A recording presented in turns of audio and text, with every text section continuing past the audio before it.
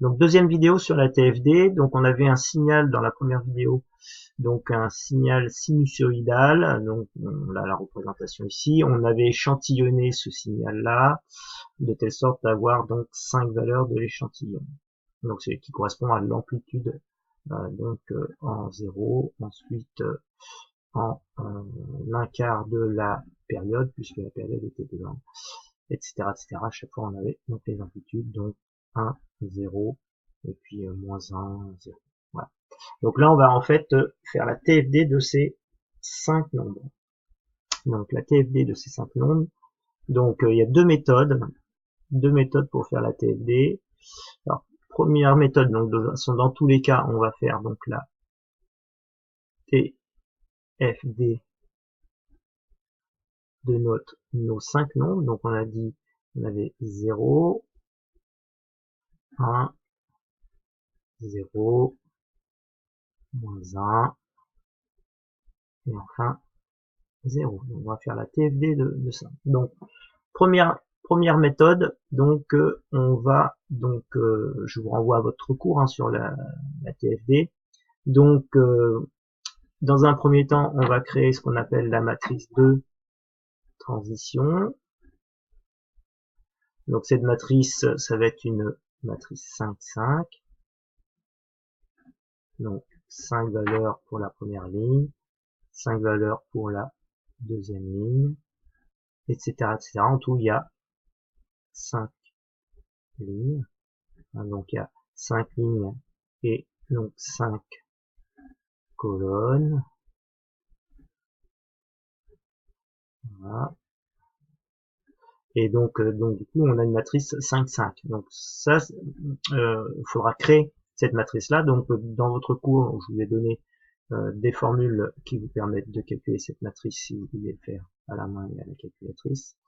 Et puis donc cette matrice de transition, elle va être multipliée par cette matrice colonne où on reporte les nombres correspondant à notre échantillon. Ce qui va nous permettre de calculer donc les différentes valeurs x0, x1, x2, x3 et x4. Voilà. Donc premièrement, on va créer donc cette matrice-là, ensuite cette matrice-là, ensuite on demandera le produit des deux matrices et on aura enfin ces coefficients. Donc pour ça, on va utiliser le logiciel XCAS que vous pouvez télécharger donc en application sur votre smartphone, ça marche très bien, ou sur un ordinateur. La version libre ne fonctionne pas bien, voire pas du tout. Voilà, donc moi j'utilise la version téléchargée pour mon PC. Alors, premièrement, donc on va passer ici. Donc pour la première ligne, on va créer une matrice. Alors vous allez voir, tout simplement, une matrice, en anglais ça s'appelle matrix. C'est aussi simple que ça.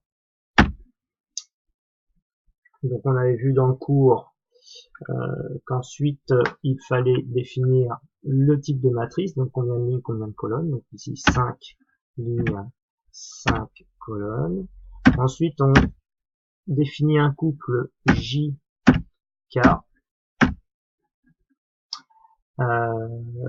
Ensuite donc là on prend la touche moins et ensuite le symbole supérieur, strictement supérieur, pour ensuite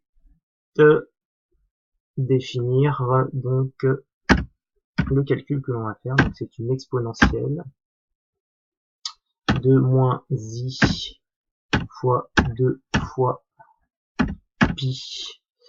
Et là, comme on a donc 5 valeurs, on va diviser par 5 donc pi. On va multiplier par k, j fois k. Voilà, on ferme la parenthèse. Normalement, là, il vous met en vert ceci, hein, parce que ça c'est bon. Par contre, il faudrait que tout soit en vert, parce qu'il manque une parenthèse, voilà, tout est. Donc là, il suffit de faire entrer.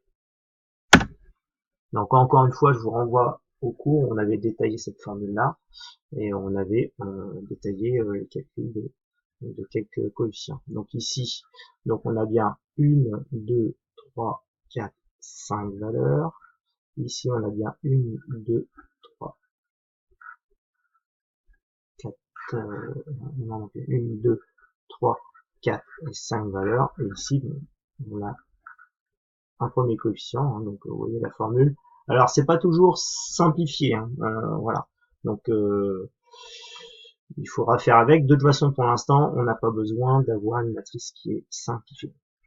Ensuite, deuxième chose, on va créer la matrice. Donc notre matrice colonne correspondant à nos valeurs 0, 1, 0, moins 1, 0. Donc matrix. Matrix. Toujours pareil. Là, par contre, ça va être pénible, mais il faut mettre les nombres entre crochets.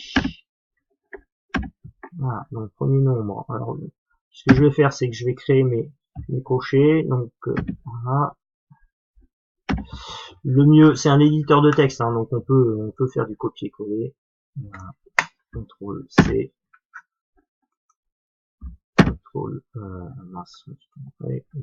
C. CTRL C. CTRL V. CTRL V. CTRL V. 1, 2, 3, 4, 5. J'ai mes 5 valeurs. Voilà. Et évidemment, il faut que je mette mes nombres. Donc ici, 0. Ensuite, 1. Ensuite, on avait dit 0. Ensuite, on avait moins 1. Et pour finir, 0. Voilà, voilà notre matrice colonne 0, 1, 0, moins 1, 0. Et maintenant, on va faire la multiplication de ces deux matrices. Donc, il suffit tout simplement de sélectionner, de faire un CTRL C, CTRL V, fois cette matrice colonne, CTRL C, CTRL V. On fait entrer. Et ici, on a notre matrice. Alors attention, hein, c'est une matrice colonne. Hein. C'est-à-dire qu'ici, on a un premier nombre, ici, on a un deuxième nombre, ici, on a un troisième nombre, ici, on a un quatrième nombre, et ici, un cinquième nombre. Vous voyez qu'ici, il y a des parties imaginaires, puisqu'on a des nombres complexes, et puis il y a des choses qui peuvent s'éliminer, hein, donc ça se voit pas forcément.